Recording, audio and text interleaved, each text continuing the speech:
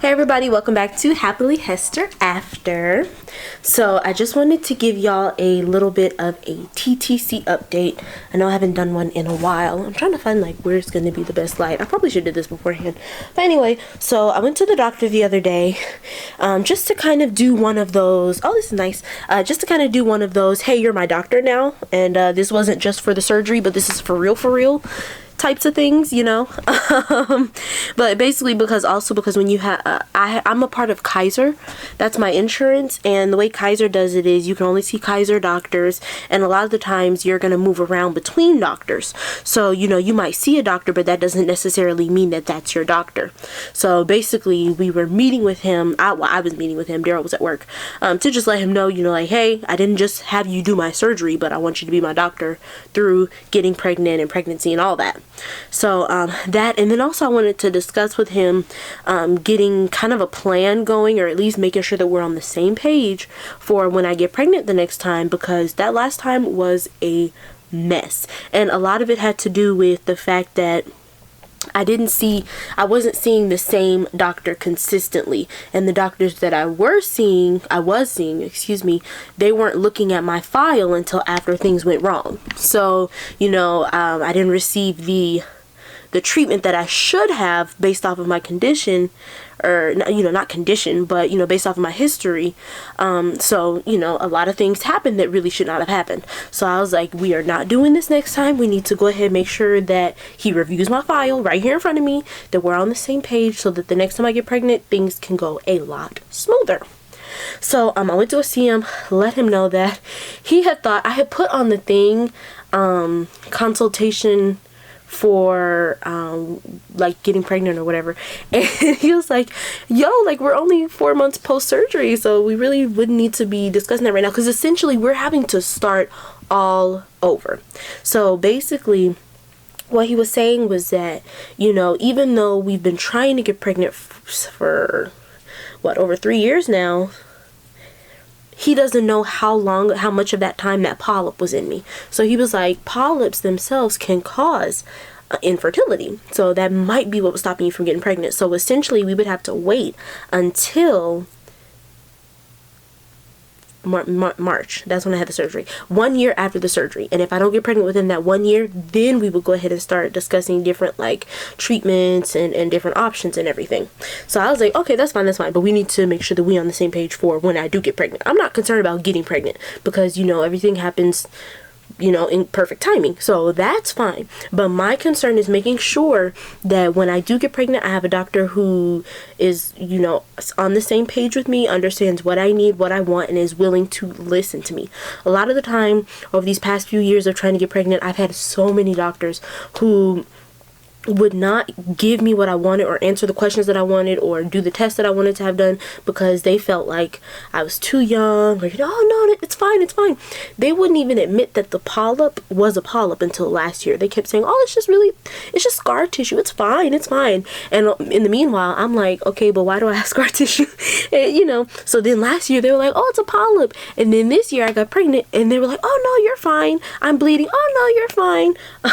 Then I went in for the ultrasound and they couldn't find the baby, and they were like, oh yeah, it was the polyp that y'all thought was a scar tissue, then you thought was fine, you know. So I need to make sure that I have a doctor who is going to listen to my concerns and take me seriously, and not write me off because he feels like I'm too young. So I really liked the way that my doctor did my surgery. I really liked, you know, all of the appointments that we had together. So I was like, we're going to, you know, start this journey together. I like him more than any of the other doctors I've seen. So when I went to go see him, that's what we were essentially talking about. I asked him how he felt about doing like progesterone and everything. He was like, you know, I'm not against it, that's fine. But he was like, let me ask you something. You had 2 miscarriages. I was like, miscarriages. And I was like, yeah. So he was like, you know what, I'm looking in your file and there's some certain tests that you haven't had done that I want to go ahead and test you for. It's this thing called antiphospholipid syndrome.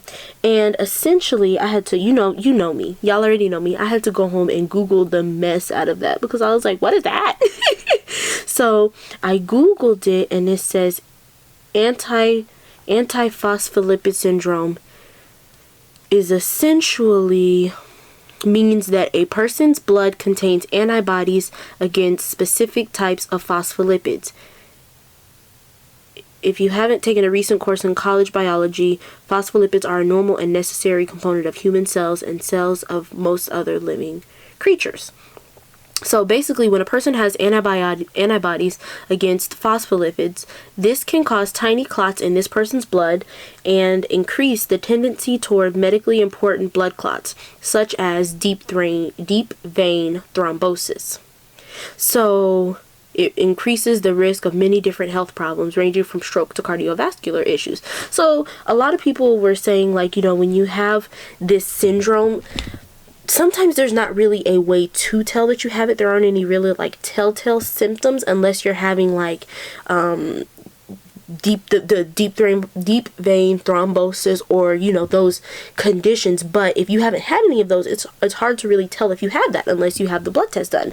I was looking on Baby Center at some of the different forums, and there were women who were diagnosed with that and didn't even know they had it until they kept having repeated miscarriages. So basically, one of the characteristics of that disease or syndrome is that it can cause multiple miscarriages. So he was like, let's go ahead and test you for this, see if you have it, because if you have this, that means the next time that you get pregnant, we're going to have to put you on this medication called, was it heparin? Yeah, heparin. So he was like, that means we'll have to start you on a medication called heparin whenever you get pregnant. And that would have to be done like from the immediate beginning. So that's why we need to make sure that we test you for this before time. So I was like, oh my gosh, okay, so that's fine, because at least that would kind of give a little bit of a, I don't want to say explanation, but it's something to work on. So I'm like, okay, that's fine, we can do that, you know, next time I get pregnant. And a lot of the women on Baby Center were like, since I have this, I have to do that with every pregnancy. And I'm like, okay, that's fine, but at least we know it and we can work on it. Nobody ever suggested anything like this to me. And even if I don't have it, I'm not saying that I have it, you know, I'm not claiming it at all, but if I do have it, then I'm like, nobody's ever mentioned this to me, you know. So I'm just glad to make sure that we can test things, rule things out, so that way when it's time to go, people aren't sitting here like, oh, you have a polyp? Like, you didn't know that? You didn't check my file? So yeah, but all in all, it was really proactive. It was a really like, it was a good meeting. I was glad that we did it. I was really happy, especially since we did the blood test. So basically, after I met with him, I went down to the lab. They took a bunch of blood, because it's apparently a bunch of blood tests, and it can take up to like a week or something for them to actually come back. So I did that, and you know, just waiting to hear back to make sure everything is clear. Oh. And then I also asked him, I told him, since we're 4 months post-op, I was like, can we do another SHG or HSG to make sure that, you know, no new polyps have grown? So he was like, yeah, we can do that. So, you know, whenever my period starts, I have to call them and go ahead and schedule that to be done. So that I'm excited for, and make sure that this polyp or no other polyps have grown back. Ugh. So, yes.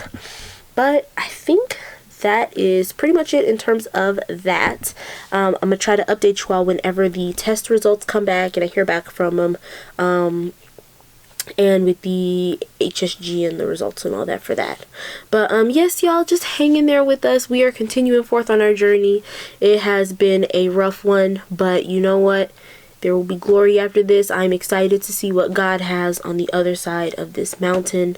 And I'm just trusting and believing in Him. And I thank you guys so much for doing the same, for continuously rooting us on, supporting us. It means so much to me and to Daryl, to both of us, to be able to see you all commenting and being along for this ride with us. And, you know, whenever our miracle baby and babies come into this world, we're all going to be rejoicing. And I'm so thankful for that. So if you have not subscribed yet, make sure that you go ahead and do that. Hit that like button, the bell button, subscribe button. Make sure you subscribe so y'all can receive updates, so you can find out when baby Hester is going to be here. Baby H, that's what we're going to call him. But thank you guys so much for watching this video. Y'all have an absolutely blessed and wonderful day. And Lord willing, I will see y'all next time.